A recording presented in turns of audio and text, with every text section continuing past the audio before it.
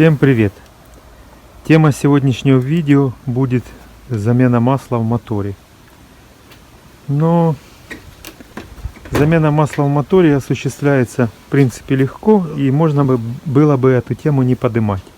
Но все же хочу показать, какое масло я использую, что для этого мне надо. Масло использую ликвимолевское, использую его уже второй раз. Проявило оно себя хорошо. Покупаю 9 литров.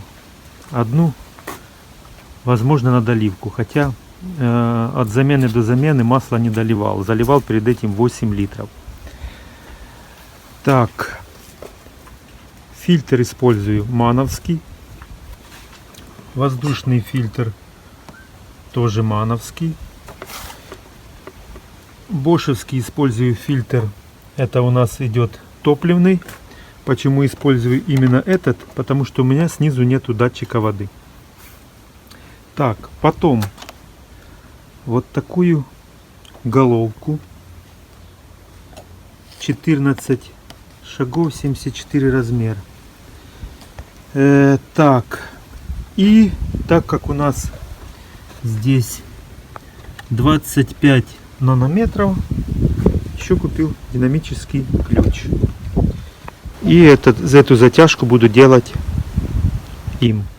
Вот такая головочка для откручивания фильтра. Первое, что надо будет сделать, это открутить фильтр, открутить пробку. Можно изначально это все сразу поменять. После этого пробка остается открыта, и снизу откручиваем пробку для слива. Масло сбежало до конца. Пробочку снизу закрутили, залили масло. Со старта заливаю 8 литров. Литр оставляю. И все. Вот такой весь процесс. Так что сам процесс, повторяюсь, показывать не буду. Что касается еще масла. У нас, ребята, многие... Я вот за эту тему слышал, многие не могут себе подобрать нормальное масло, чтобы оно соответствовало всем нашим параметрам. 31 229.51. Это обычно по Мерсу МБ. То, что люди ищут и говорят, ну нельзя найти так, чтобы они совпадали, или одна, или вторая, там одна по сажевому фильтру. В общем, тему эту можете почитать. Я, в принципе, никакой рекламы не веду, просто рассказываю то, что меняю. 1, 2 и 3. И там их тоже 3. В таком состоянии фильтр.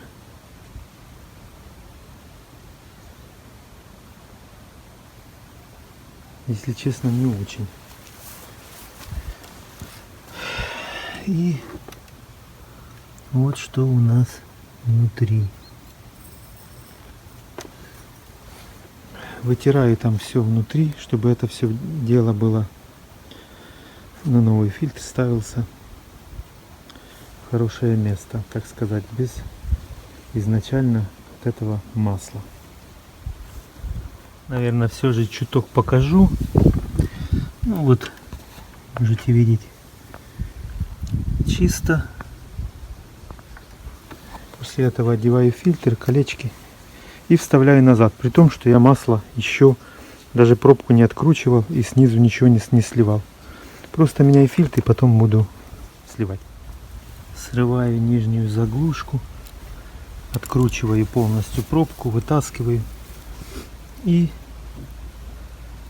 на новые резиночки наношу масло.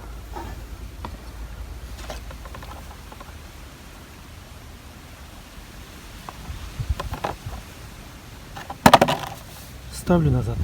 Закрутил без динамо ключа, так как у меня не оказалось такого переходника.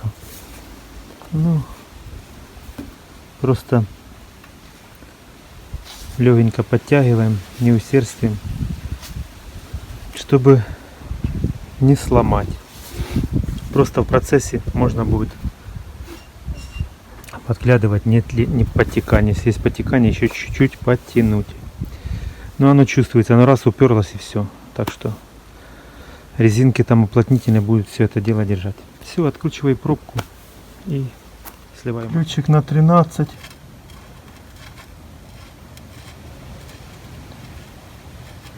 Меняем колечко, то, которое сейчас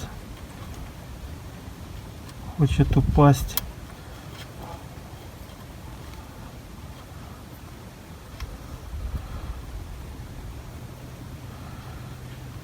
И откручиваем длинненькую эту пробочку.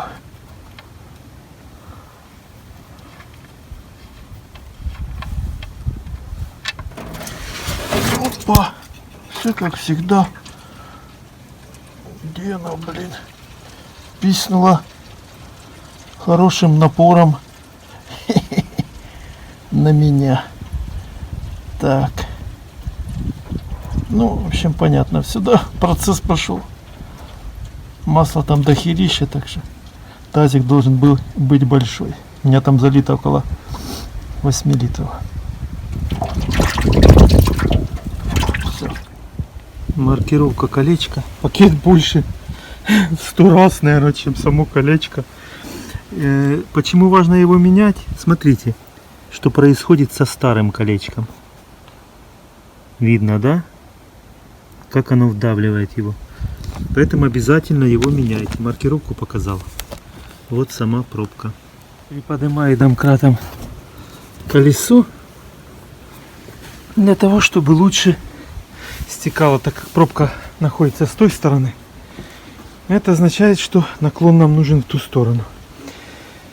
И крышку не обязательно снимать полностью. В моем случае ветреная погода сегодня, что ничего не попало. Там главное, чтобы был доступ воздуха. Вот и все. Не обязательно его снимать полностью. Ну, пока жду, пока перестанет даже капать.